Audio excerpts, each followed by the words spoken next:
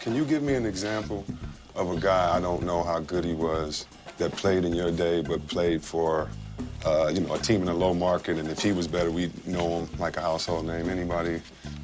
You take a guy like Gus Johnson. Okay, yes. I thought he was a terrific player. He and Wes Unseld were two of the best rebounders I'd ever seen together. I'm telling you, they could go get it, man. Okay. And they were tough, man. But you know, he played at Baltimore. You know, he didn't get the accolades that a lot of players, I'm going to say, who played in New York. Yeah. And hey, it's debatable whether he was a better player. But I thought he was better than a lot of players that were rated ahead of him. Right. I mean, he didn't get to play from the press or from the media. They didn't realize, you know, they didn't even read the contract because they didn't realize they couldn't trade you. Well, this is ironic that when Bob Cousy came here with the thought to move the team from Cincinnati to Kansas City, he wanted to trade me to Baltimore for Gus Johnson. And I think Gus Johnson was hurt then. So in other words, he just wanted to get rid of me. And the paper's just going crazy about that. I want to trade me because I hadn't done anything and that, you know, I'm old. Cousy called one day and he said, because he called everybody babe, he said, babe, I'm going to trade you to Baltimore. I said, well, babe, I'll tell you what you ought to do. I said, I think you should look at my contract. I never heard back from him since. I heard from the attorneys, of course. They called my attorney at that point and said, where do you want to go? So we were fooling around with it, finally decided on Milwaukee. I read an article. I went back and did some research. You came back after a 12-game injury. You had a triple-double. And the article said you showed signs of your growing being hurt. And I was like, I wish I showed those signs, because I'd love to have triple doubles on the hurt growing. See, you have to understand that in this climate here, this is what you're going to get all the time. It's just that as a black athlete, you're held to a higher standard. They want you to win, you know. I mean, they don't want you to play good and go 8-3. They want you to be 12-0. If you're in the game, they want you to produce at all costs. They said I hadn't done anything for 10 years. And, you know, it didn't bother me what they said, but when the newspaper started siding with the comments that were made, then I said, that's it for me. They're gonna say that I never did this, I never went after a loose ball. Yeah. You know, it was just, I mean, after all I'd done for them. The quote was, you never had a rug burn in 10 years in Cincinnati. But after all I'd done for them. Yeah. This is what, and people start believing that stuff, man. I was telling my wife, I said, you know what? I never play here again. I said, you know, this is it for me.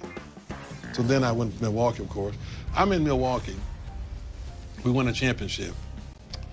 And I see in a big magazine, cover, 3 pictures of me fading, like I'm going out backwards. Yeah, and you just won a championship. Yeah. Then the damn guy, the writer who wrote it, comes up and wanted to do an interview. I said, man, you get the hell away from me. I said, I don't even speak to you. And it seems, you know, people pile on, and all of a sudden it becomes the truth, and you're like, okay, if that's what you want to do. Well, they resent you being a star. They resent you going home, living with your wife and your kids. They resent you going to the ballet and the opera and being able to conduct yourself when you're around kings and queens. They don't know what to say about you. They're gonna start inventing stuff. I said, I'm quiet because I don't know you. You're not my friend.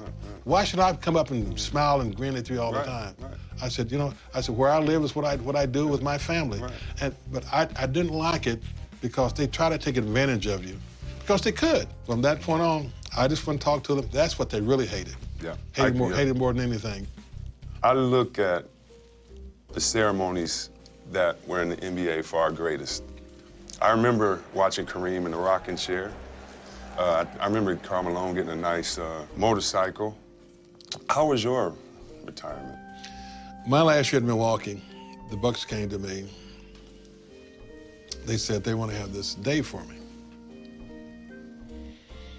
So I thought about went home. I told my wife, I said, you know what? I won't play here again. She said, what do you mean? This is not a day. This is the retirement that they're having. I said, you know what, the sad thing about it, they're not men enough to come and tell me that. They're gonna say, we're gonna have a day for Oscar. You know? So I went through with it. I said, I don't want to play here anymore. But for them to have a day, but in their mind, it was a farewell party, which is fine. I think I didn't know what they were doing. So listen, it is no legacy of greatness in Milwaukee. None. because you're not there, Lou Alcindor isn't there, no one that you guys had are there. If we don't have ties of who are the greatest, if in the family I don't know who my grandfather was and how great he was, or my father, it's a missing link there. And how can I be a winner in Milwaukee if nobody in Milwaukee's ever won? Not the owner, not the people. So how can they tell me if you're not there? People don't respect certain players when it comes to what they can do for a team. I've been invited more out to Sacramento for games and different functions and whatnot than I have been at Milwaukee. Maybe Milwaukee feels they don't need anything. They got it all. Milwaukee has been good since you left. Hello everyone, I spend a lot of time trying to get you guys nice videos, so please subscribe to this page, and please subscribe to my second page. The link to my second page is in the description section. Thank you.